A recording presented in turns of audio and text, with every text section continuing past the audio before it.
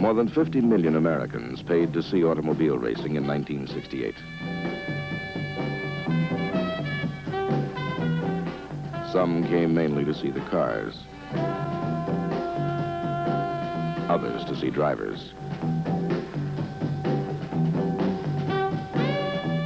They came to quarter-mile dirt ovals, high-bank superspeedways, road courses, and drag strips, drawn by the deafening kaleidoscope of men and machines in competition at speed.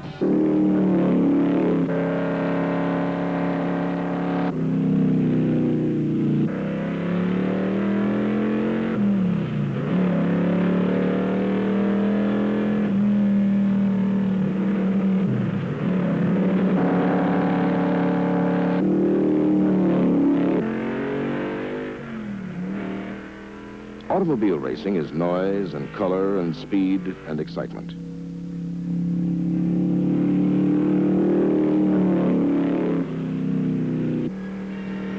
It is engineering, tuning and preparation, driving and pit crew. Automobile racing is 15,000 parts that must endure the most brutal punishment ever found for proving technology. In 1968, the cars in front at most major American races bore the black and red ghost of a Group 6 prototype, symbol of Autolite Ford parts.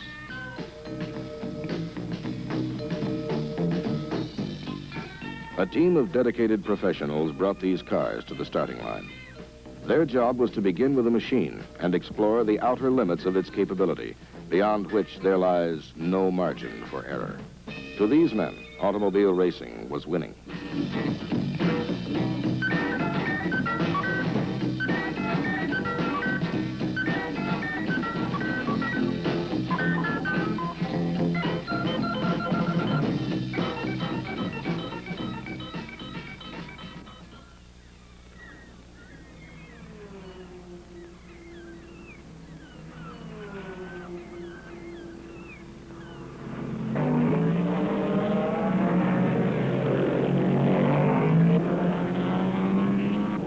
"64 cars in 4 categories come from all over the world for the 24 hours of Daytona. One-of-a-kind prototypes, limited production grand touring cars, mass-produced sports cars, and sporty sedans. 4 races in one. With the big Ford, Ferrari, and Chaparral prototypes sidelined by a rules change, many fans expect to find the hottest competition among the sedan class, where Mustang and Camaro face each other for championship points. The Camaro effort is led by Mark Donohue in number 6. Jerry Titus is Mustang's man to beat in the number 1 car. Donohue takes an early lead over the sedan cars. Titus is second. They hold the 1-2 positions through the early laps, then change places in late afternoon. Up front, a pair of independently entered Ford GT40s set the pace for prototypes, with a quartet of long-tailed Porsche 907s snapping at their heels. You drive 2,400 miles at an average speed of 100 miles an hour. You hit the brakes 3,000 times, shift gears 7,500 times, and maintain an average engine speed of 6,000 revolutions per minute. The race starts at 3 o'clock Saturday afternoon and finishes at 3 o'clock Sunday afternoon. And if you're still around when they drop the checkered flag, you'll know what the 24 hours of Daytona is like. By the 10th hour, Titus has a 5-lap lead over the second-place Donohue.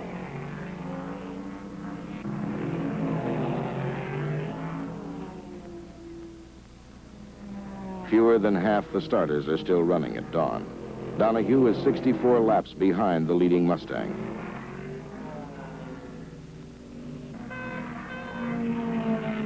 Co-driver Ronnie Bucknam relieves Titus.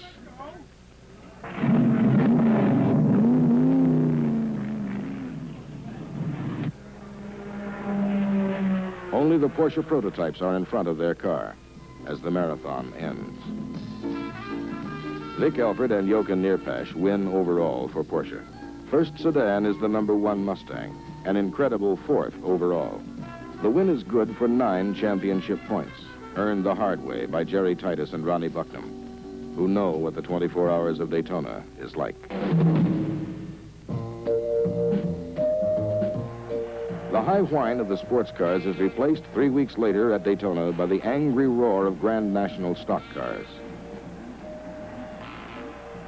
It was a Mercury Cyclone and has this new teardrop roof on it, which has contributed a great deal to the high jump in speeds that we ran at Daytona. It's powered by a 427 cubic inch engine, and I think it has a personality and probably a mind of its own. It's never talked back yet, but it has sometimes let me know that it understood what I was saying. A lot of times when I call it, it comes. The man's name is Cale Yarbrough.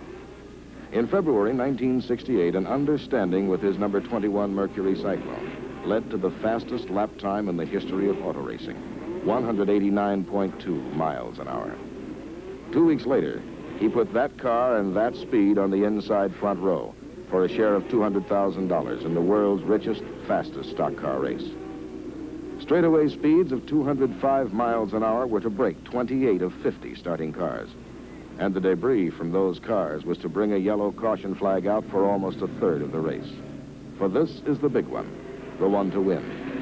This is the Daytona 500. Cale held his pole position through the first 14 laps.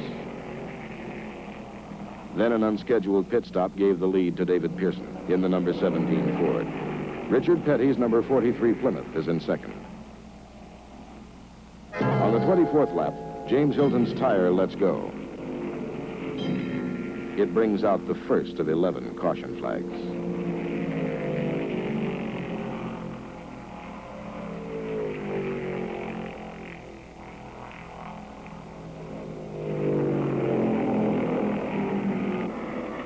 At the halfway mark, Cale has 2 seconds over second-place Mario Andretti in the number 11 Mercury. Then trouble on turn 4. Andretti and Buddy Baker collide. John Sears cannot avoid the mix-up.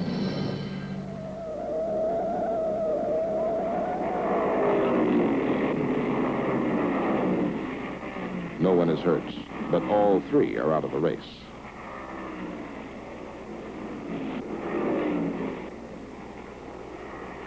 "120 laps into the 200-lap race, and 20 of 50 cars have been eliminated from competition. We figured it up, and we're pulling close to 2 Gs in the turns. So this makes your arms feel like they weigh about 100 pounds each, and your head feels like it weighs about 200 pounds. The turns at Daytona have a 31% bank, which produces a pull of more than twice the force of gravity. This means, in effect, that the race car is pressing down on its suspension with about 4 tons of sprung weight. With speeds of 200 miles an hour, you don't need any suspension failures. So you become very selective about things like shock absorbers and springs. With more than $47,000 at stake for the winner, the lead changes 22 times among 9 drivers.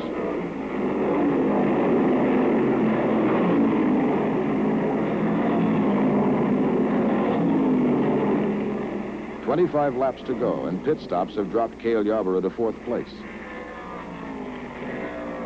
Now he begins his charge.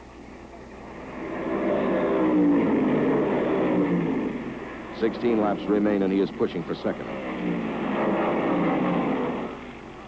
The number 26 Mercury, driven by Leroy Yarbrough, is in front by 5 seconds. With 10 laps to go, Cale is 3 seconds back. 4 laps remain. Cale is flat out to pass, but traffic ahead forces him back.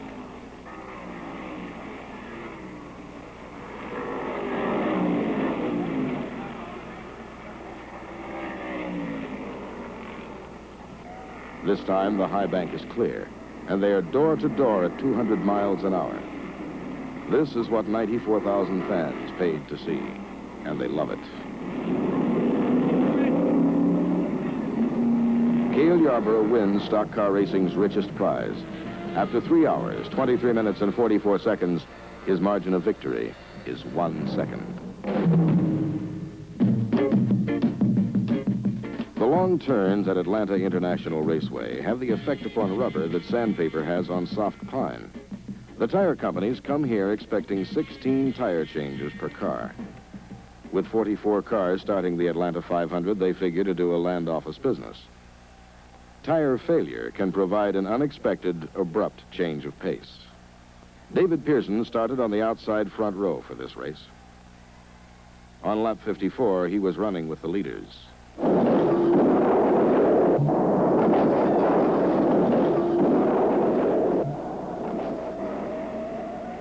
Pearson is unhurt, but the car will need work. Up front, Cale and Leroy are at it again. Leroy had the pole with a record 155.7 miles an hour. For 90 laps, he also had the lead.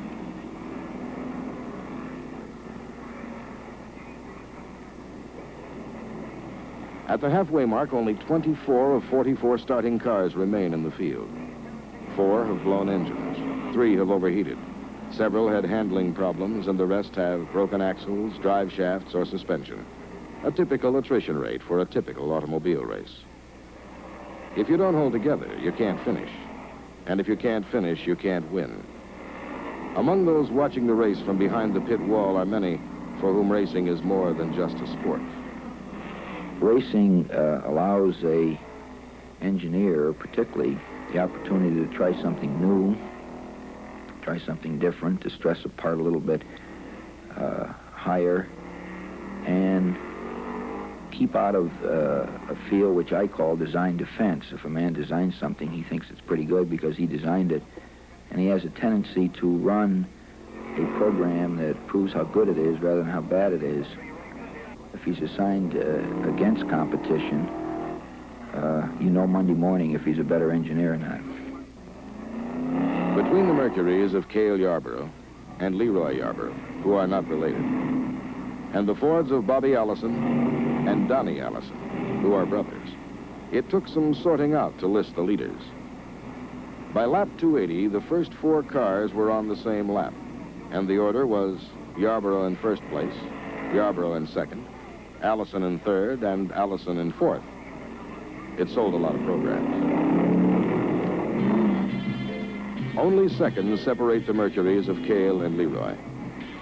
Then Leroy draws a penalty lap for passing on the yellow. And it's Cale Yarbrough with his second straight superspeedway victory. The Charger from Timmonsville, South Carolina, led 170 of 334 laps at an average speed of 125 miles an hour. His 5-second margin of victory was good for $20,000 in first-place money. There. Donnie Allison, Donnie, Buddy Baker, Tiny Lon, Cale Yarbrough, Charlie Glatchback, Richard Petty. All right, fellas, pay attention to this close because we got a few new rules for you if you haven't run here at Darlington before. This is the Darlington, South Carolina Speedway as it looks to 22,000 stock car fans. And this is Darlington as it looks to most race mechanics. The custom sheet metal work is called the Darlington Stripe. It comes from a 140-mile-an-hour brush with the rail on turns 3 and 4. But everybody agrees it's the fastest way around in the Rebel 400. The older Leroy Yarbrough earned the pole position with a record 148.859 miles an hour, beating out David Pearson by 1/10 of a second. Leroy is driving the Junior Johnson Ford this time. A last-minute consultation with an Autolite expert may help to turn that 1/10 of a second margin into victory. A spark plug is like a dollar camera looking into the heart of a $20,000 race car. You can tell if the plug is too hot or too cold, if the mixture is too rich or too lean. You can even tell if there's too much rubber on the track. Proper ignition is important to any car, but is critical in a race car. Heavy fuel consumption can mean an extra pit stop, and that's giving away 30 seconds. Let's have a good, clean, safe race, and good luck to all of you.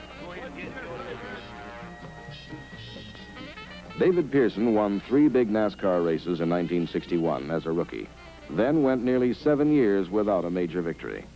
But at Darlington, he had a secret weapon. He was using a 396 cubic inch engine in his number 17 Ford against everyone else's 427. and he had a game plan. Pearson jumped out in front as the green flag fell, partly because that's where he likes to be, and partly to see how competitive he was, giving away 31 cubic inches to everyone else.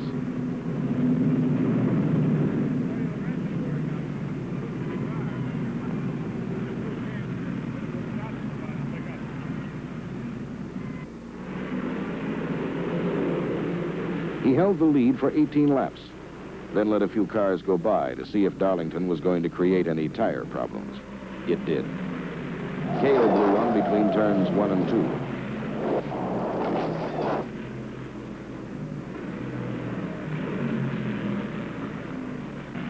2. Leroy was in on lap 33. By the 65th lap, Dodge drivers Buddy Baker in number 3 and Charlie Glatzbach in number 6 had moved into the 1-2 positions and were putting Darlington stripes all over each other in a dispute over the lead. While Baker and Glatzbach were dicing for the number 1 spot, David Pearson had quietly tiptoed through the debris into second place. Now, he was ready for a piece of the action.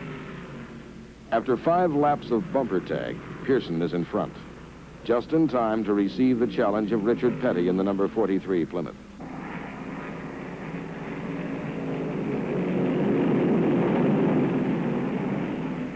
For 50 laps, at speeds of more than 140 miles an hour, David Pearson and Richard Petty show the fans what automobile racing is all about.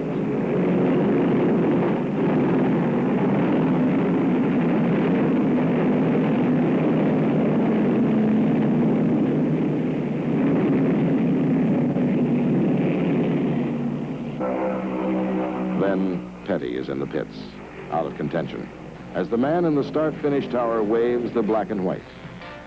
Pearson's race average of 132.7 miles an hour set a record for the Rebel 400 and broke a 7-year super speedway drought for one of NASCAR's best. A happy pit crew and a happy driver. There is only one place in the world where the sound of a simple imperative sentence brings 250,000 people to their feet, cheering.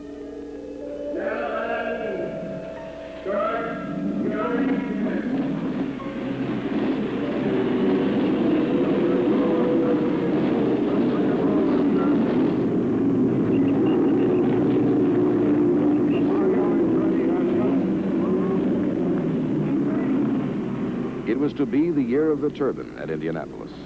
Andy Granatelli's racers earned the first and second starting positions with the fastest qualifying times in history. As the green flag fell, his number 60 car, driven by Joe Leonard, moved easily into the lead from the pole position.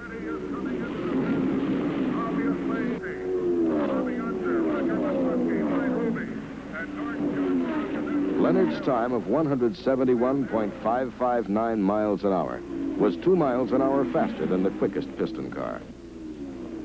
Bobby Unser in car number 3 had qualified third in his turbocharged Offenhauser, and he was one of a very few people who believed the turbines could be beat. By lap 8, he is setting the pace. He holds the lead until his first pit stop on the 57th lap. The lead passes to Lloyd Ruby in car number 25, who had started 5th. Joe Leonard is 2 seconds behind. In less than 30 seconds, Unser is back in the 3-way fight for the lead.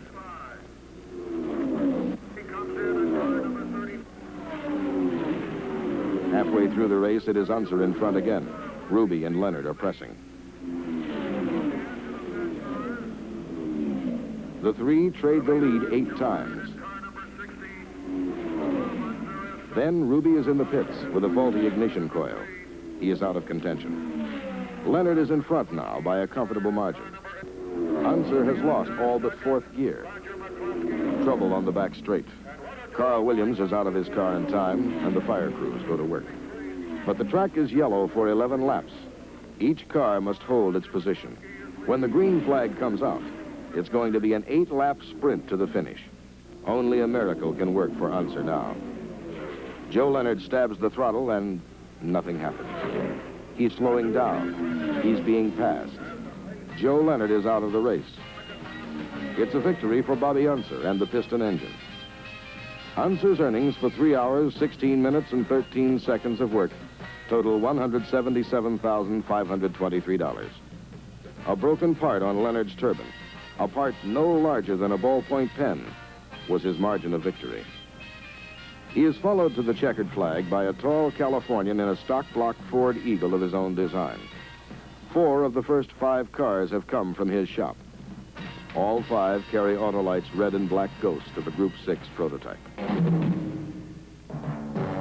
If a race driver is ever elected President of the United States, it probably will be Dan Gurney. People come to the road course at Riverside, California each year to see Gurney and Grand National stock car racing, in roughly that order. There have been 6 500-mile races here. Gurney has won 5 of them. At the start of the 1968 contest, his number 121 Ford Torino was in the pole position as the 44 screaming stock cars came off the pace lap at turn 9 and charged the green flag.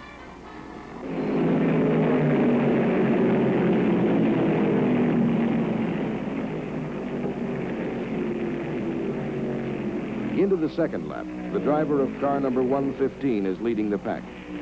He won at Riverside in 1967 and is flat out for 2 straight victories. For Gurney and the others, this is the man to beat.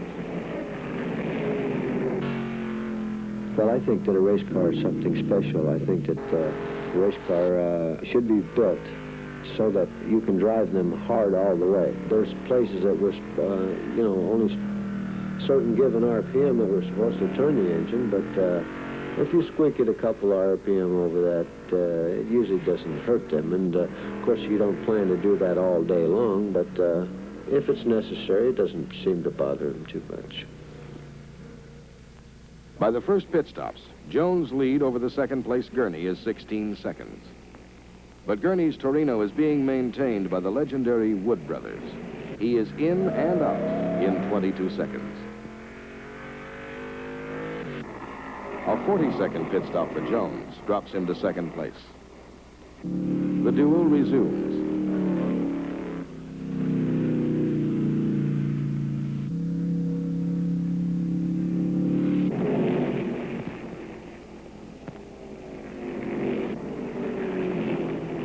By the 4th hour, Gurney has built a lead of 50 seconds.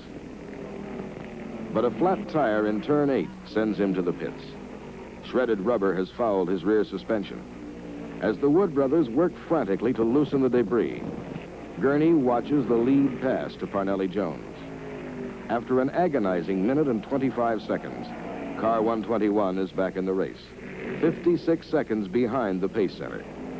From 3rd place, Gurney begins his charge. He picks up a second, then 2. He is 53 seconds behind, but is averaging more than 100 miles an hour over the twisting 9-turn road course. 80,000 people are counting seconds and laps.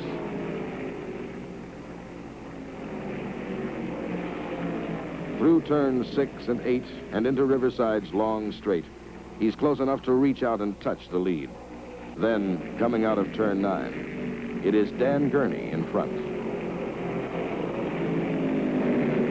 Gurney makes it 5 for 6 at Riverside, a record without precedent in racing.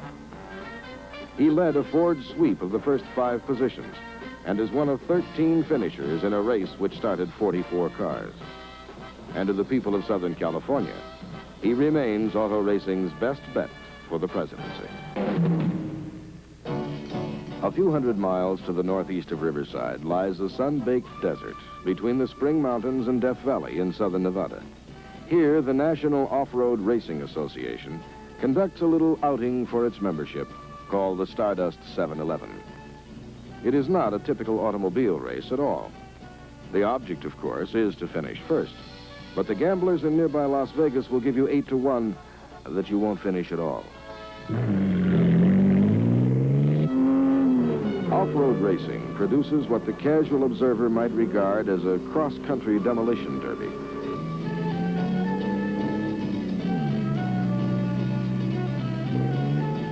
"137 cars, trucks, dune buggies, and motorcycles started this race. 24 were to finish. As if choking dust and 110 degrees of heat aren't enough, the sparsely marked desert trails are littered with rocks the size of basketballs and 3-foot holes that hammer suspension components to total destruction. The madness began at the Stardust International Raceway near Las Vegas. Entries were flagged away at 1-minute intervals.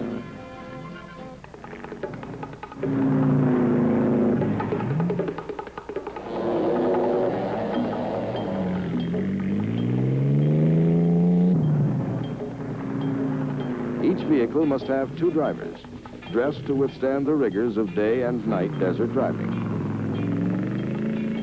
But black tie is strictly optional.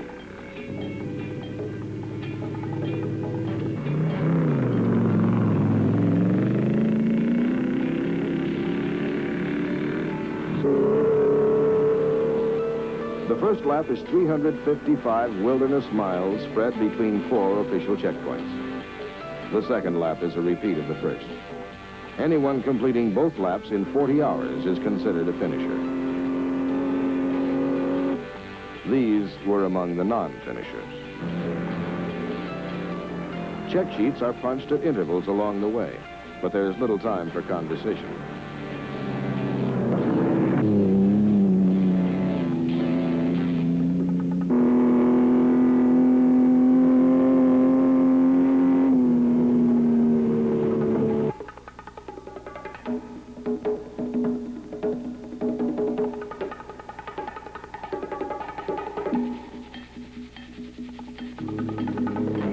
Larry Miner and Jack Bayer in a Ford Bronco were among the first to complete lap 1.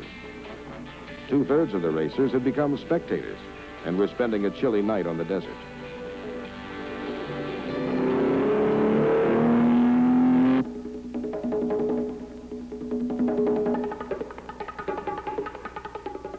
Some of the competitors had managed to struggle back to the raceway during the night. Their broken cars lined the pit lane like dusty skeletons. Broken suspensions, axles, transmissions, and wheels took a heavy toll. Dusts, knee-deep in places, clogged many air filters, and engines simply suffocated for lack of oxygen. But the Bronco team of Larry Miner and Jack Bayer are still in a hurry. They are completing the final leg of the race with a 3-hour lead over the second-place car.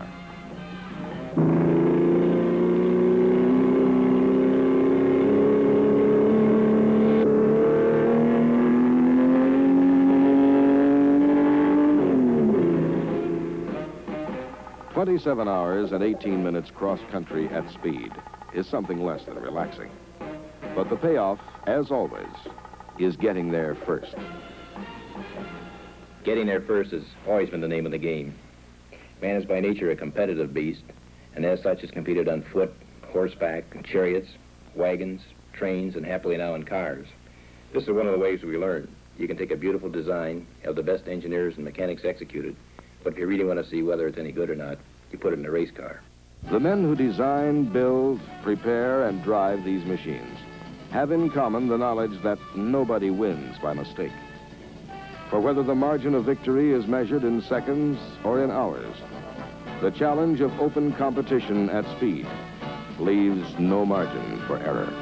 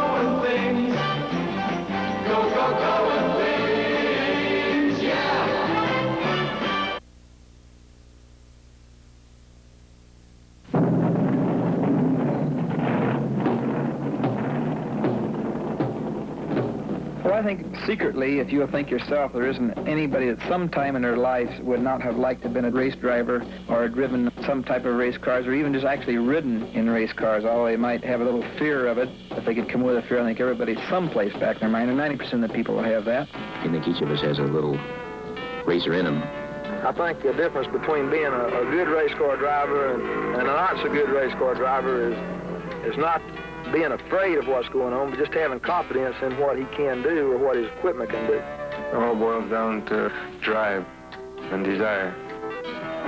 I think every man, no matter who he is or what he is, has got some kind of challenge in life just to keep him going. Everybody's got his own kick going, and racing just seems to be mine.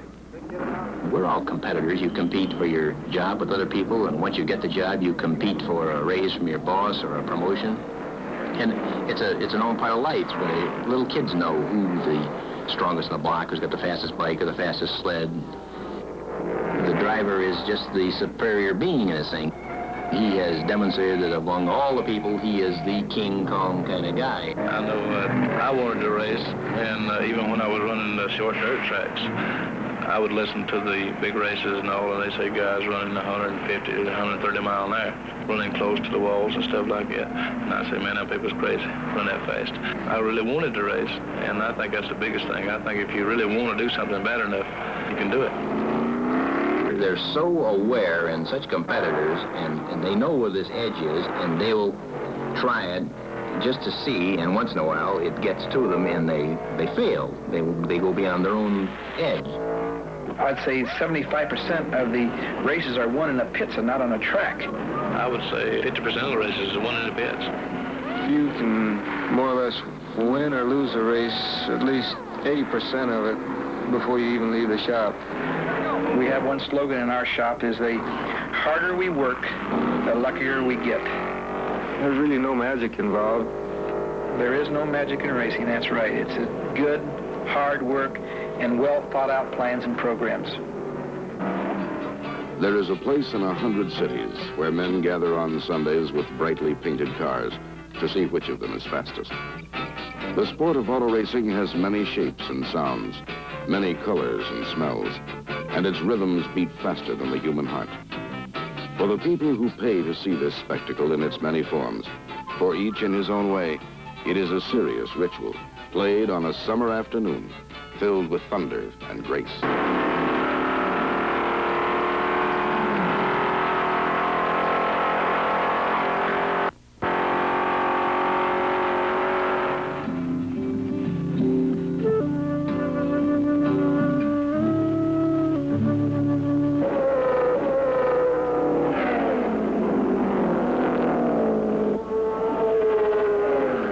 Quick, agile, exotic, and very expensive.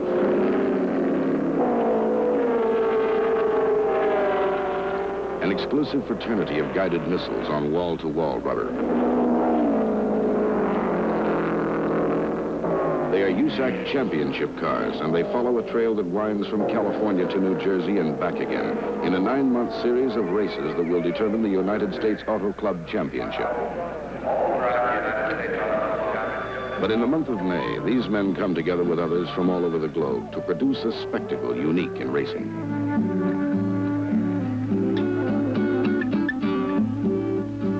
It is the Super Bowl, the 4th of July, and a widescreen Hollywood epic all rolled into one. 275,000 people come to watch it.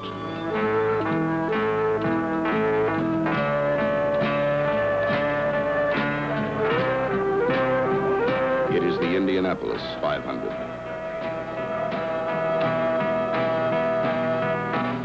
Actually, when you get right down to it, all cars kind of started with open wheels, the ones we sold and the ones we raced. Jack Passano directs Ford Motor Company's racing operations. He has seen every conceivable kind of automobile race all over the world. And as such, there's a mysticism about the Indianapolis race, which is the biggest single spectator event probably in the United States and maybe in the world from the standpoint of public awareness. And I think that the tension at Indianapolis by virtue of that 30-day carnival I have down there is unbelievable. But I think that the tension at Indianapolis is so thick that on race day you could cut it. Perhaps no one feels that tension more than Mario Andretti. Rookie of the Year at Indy in 1965 and twice national champion, Andretti has yet to finish first in the big one. As usual, the man to beat is Anthony Joseph Foyt. 5 times national champion, 3 times a winner at Indy. AJ earns the pole position in his Coyote Ford with a speed of 170.568 miles per hour. Andretti demolishes his Lotus Ford in a qualifying accident and will drive his backup car, a Hawk powered by a turbocharged Ford engine.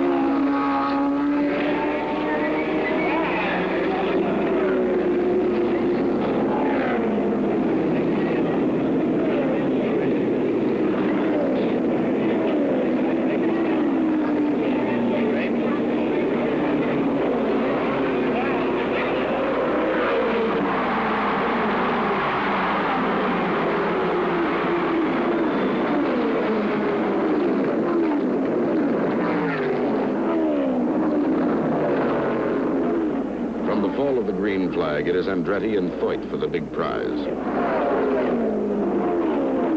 The battle is joined by Roger McCluskey.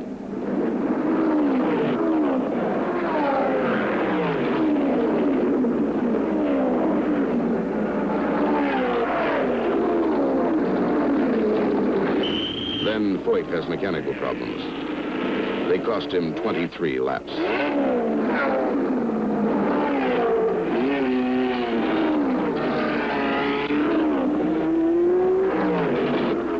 The lead is shared by Dallenbach, then Ruby.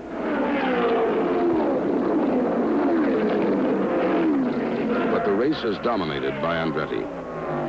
To me, it's a tremendous feeling of satisfaction, although speed alone just doesn't impress me anymore. To me, it's a competition. It's the real thrill, and it's a thrill that never wears off.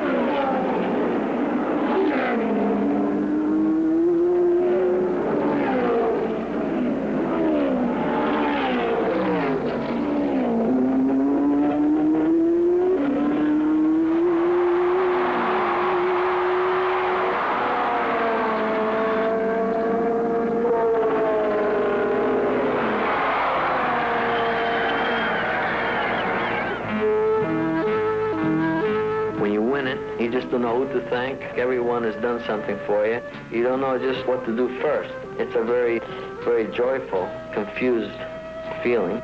Mario Andretti will go on to his 3rd national championship.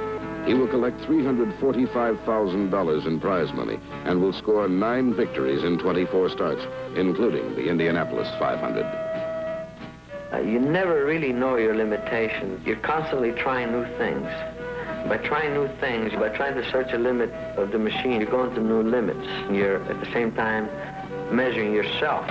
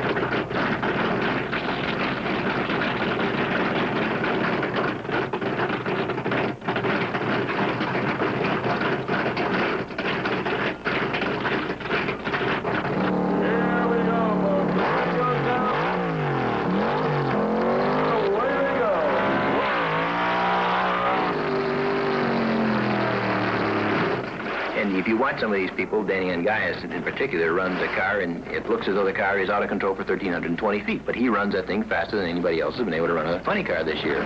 The American Hot Rod Association Spring Nationals at Bristol, Tennessee, brings together 51,000 fans for whom the greatest sight in the world is a blown funny car or AA fueler going through the lights with everything wound out tight. During 1969, the quickest funny car in the business is driven by Danny Ungias.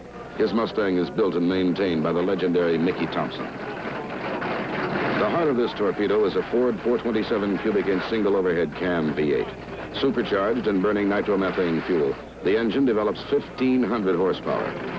Ungias' funny car record is 6.96 seconds and 207 miles an hour for the quarter mile. It's been an unreal season for us. We've won over 90% of the races that we've participated in and won out of the 12 national events that we were very interested in. We've won 11 of the 12 so far. Well, I think it takes three main things. It takes a very good piece of equipment. When I say equipment, that's the chassis, engine, mechanical features. It takes an excellent mechanic, and it takes a good driver.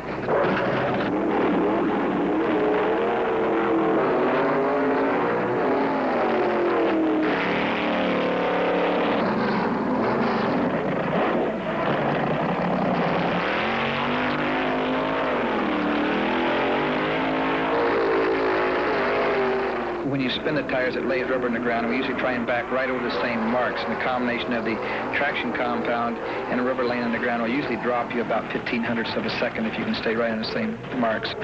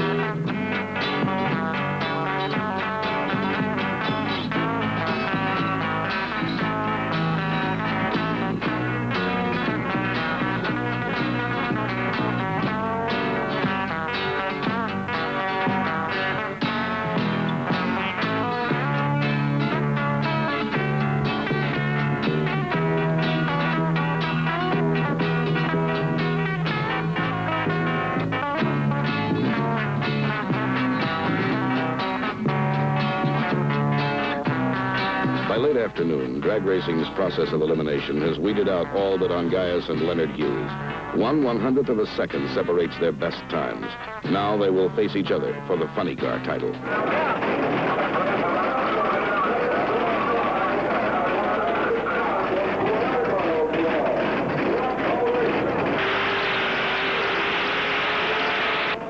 You figure that the normal reaction time for a person is about 1/1500th of a second. It takes about another 1/10 of a second to get the tires all wound up and the drive shaft all wound up and everything.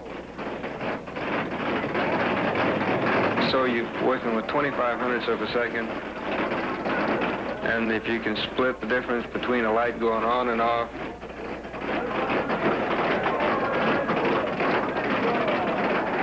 it takes a half a second for the light to go on and off, and it takes you 2/2500ths of a second to get moving. It's all something that's laid out before you, and you leave when the light's halfway off. I don't think there's anything magic, but it's really anticipation. Time comes to lead.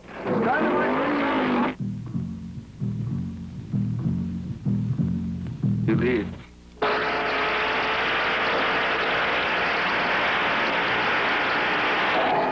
When the time came for Danny Ungias to leave, he left. And he left in time to take the AHRA Spring Nationals funny car title with him. I made a prediction one time a drag racing car would run 150 miles an hour in a quarter of a mile. Some of the famous magazine writers at that time poked fun at me. And I actually believe that we will see someday a 5-second quarter of a mile run and over 300 miles an hour. NASCAR's Grand National Championship Series begins in January at Riverside, California. The opener draws the top names in racing. Indy winners like A.J. Foyt and Parnelli Jones, road racer Dan Gurney, and the full NASCAR fraternity. But when the dust settles after the 1969 race, The man in victory lane is Richard Petty, giving Ford a 7th consecutive Riverside victory. The series then returns to the ovals for a 12-month, 54-race seesaw battle on everything from half-mile dirt tracks to 2.5-mile superspeedways. On the big tracks, the Fords and Mercurys dominate, taking 13 of 15 superspeedway clashes. At Daytona in February, Charlie Glotzback leads going into the final lap. He is followed by Leroy Yarbrough in the white number 98 Ford. 100,000 people come to their feet as the cars enter the last turn. Leroy Yarbrough wins the Daytona 500 by inches and begins a string of major victories unparalleled in the history of the sport. Cale Yarbrough's Mercury Cyclone is first at Atlanta. Then it's Leroy again with back-to-back victories at Darlington and at Charlotte. Cale edges him on the last lap at Michigan International Speedway. But Leroy returns to make it 2 in a row at Daytona. And Donnie Allison on October 12th at Charlotte clinches the 7th consecutive Manufacturers' Championship for Ford. As the season draws to a close, Leroy has captured an unprecedented 6 superspeedway victories. He will go on to be named Ford's Motorsports Man of the Year, an honor shared in past seasons by drivers such as A.J. Foyt, Mario Andretti, and Cale Yarbrough. But while Leroy's number 98 Ford was the car most often in victory lane on the big tracks, the Drivers' Championship was being contested between Richard Petty and defending Grand National Champion David Pearson. For these two men, the season is still very much alive.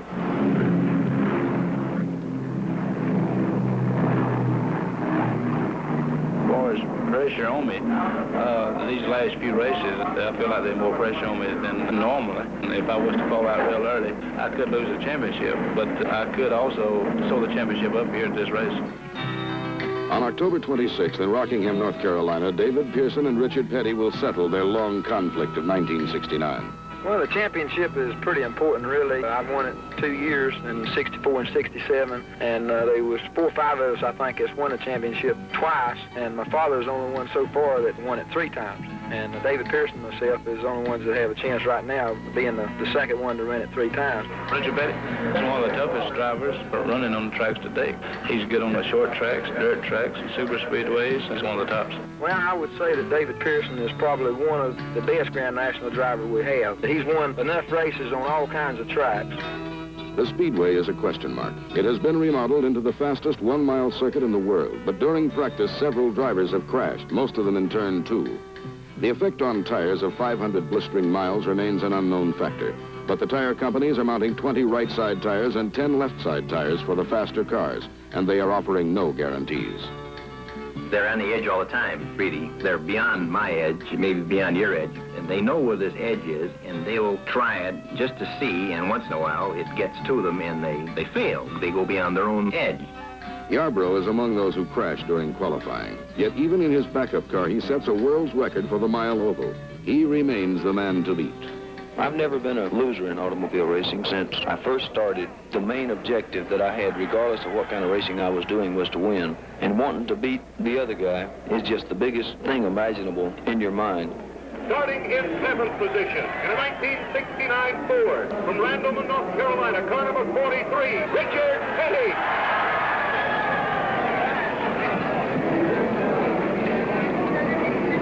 In the 2nd row, in 4th position, car number 17, a young man who is the reigning Grand National Champion, driving a 69 Ford from Spartanburg, North Carolina, David Pearson.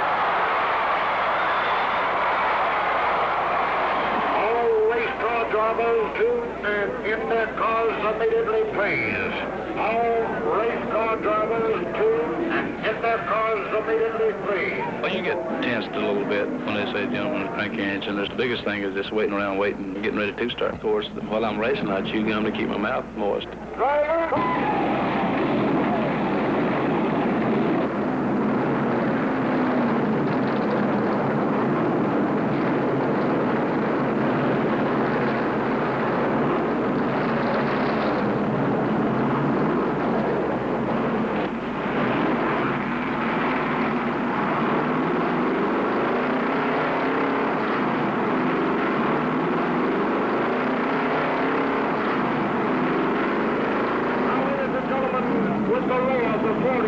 Of the greatest race cars in the world, driven by 40 of the world's straight drivers, this is the 12 o'clock noon start of the 5th annual edition of the American 500 here at this beautiful North Carolina Motor Speedway track.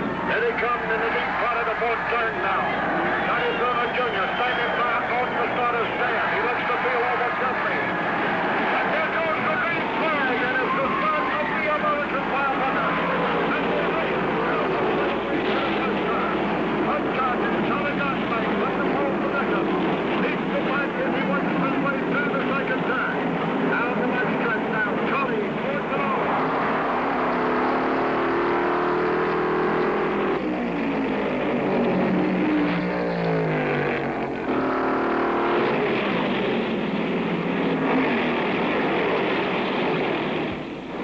Petty and Pearson are running 7th and 9th, watching each other and both watching the rough pavement on turn 2.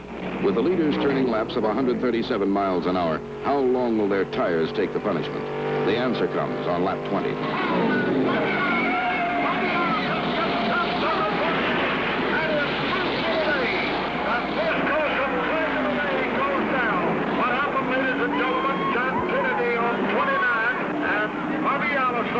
On the Daytona 500 charger number 22, Mike Savelli by one of the cars as it came down off the back. And this doesn't look good. Cale Yarbrough pitting, as is Leroy Yarbrough, Richard Petty, David Pearson, Bobby Ozzie. And they must be having some tremendous tire wear out there for these top drivers to come in for a change this early. David Pearson, Richard Petty down the pit road. Tremendous tire wear on this track in the early part of this race. Cale Yarbrough is leading now, but Leroy is pressing. Then Leroy makes his move. He is the leader on lap 62. As they battle the automobiles into the third turn, Yarbrough hit that wall there on top. Yarbrough coming in from pit stop on Toledo Talladega number 98. Damaged the right side of the car quite extensively, and immediately the Junior Johnson crew just jumped right in there and straightened the sheet metal out and got some new tires back on it and got me able to run again, and I don't think I lost but maybe one lap. 100 miles into the race, the Dodgers of Bobby Isaac and Buddy Baker are running 1-2, but Richard and David have begun their charge. Now there is no holding back, no watching each other. Now they are flat out. By lap 110, they are running 1-2 for the championship.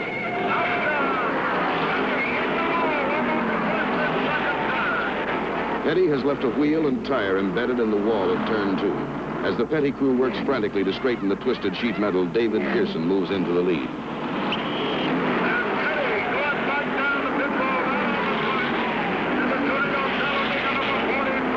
But the impact was too great. The repairs will not hold.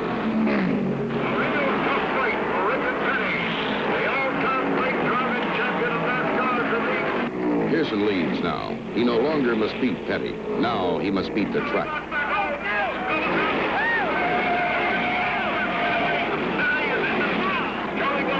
Came down, trying to hold it from going broadside. They are trying to get Donnie out now. Allison has the wind knocked out of him, but is unhurt. In an hour, he will return to the pits as a spectator. On lap 168, Cale Yarbrough is leading.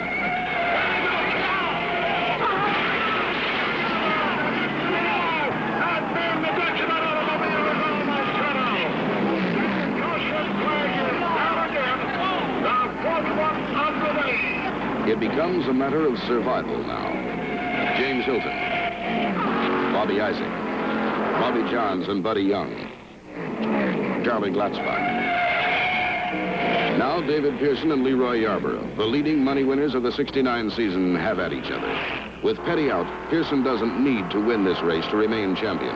But as long as the race is there to be won, he will try to win it. David wanted to win the race, and I wanted to win the race. And the way that we go about doing this, I guess, is just run one another hard enough to break. It was pretty evident we weren't going to slow down regardless of what we got on our pit boards and all. Now Leroy Yarbrough comes to the inside to David Pearson. He tried to get around him. They've got some traffic in the first turn. He goes back Indian file. Leroy Yarbrough and David Pearson side by side, living for the lead, and Leroy Yarbrough is going to have it in the fight. But Pearson's engine has developed a misfire. It is over. Yarbrough takes the checkered flag. Pearson is second on 7 cylinders. 17 of 40 cars finished the race. Ladies and gentlemen, Leroy Yarbrough for a sensational 7 wins this year on the Super Speedway track.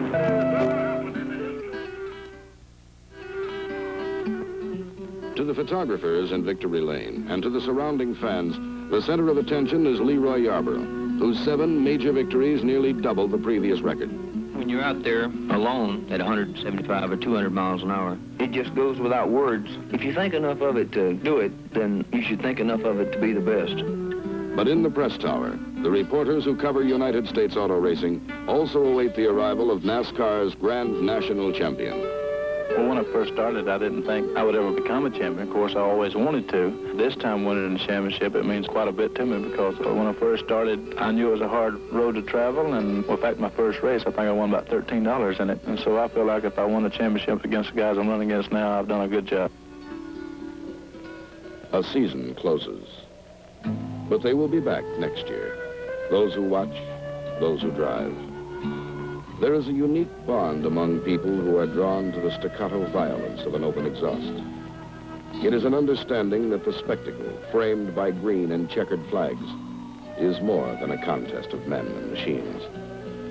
To drive very fast and to win challenges a man to seek his own limitations, his own edge, as well as those of his opponents. In reaching for those limitations, it has been said that if you have the time, the talent, and the inclination, every Sunday you can live for 100 years.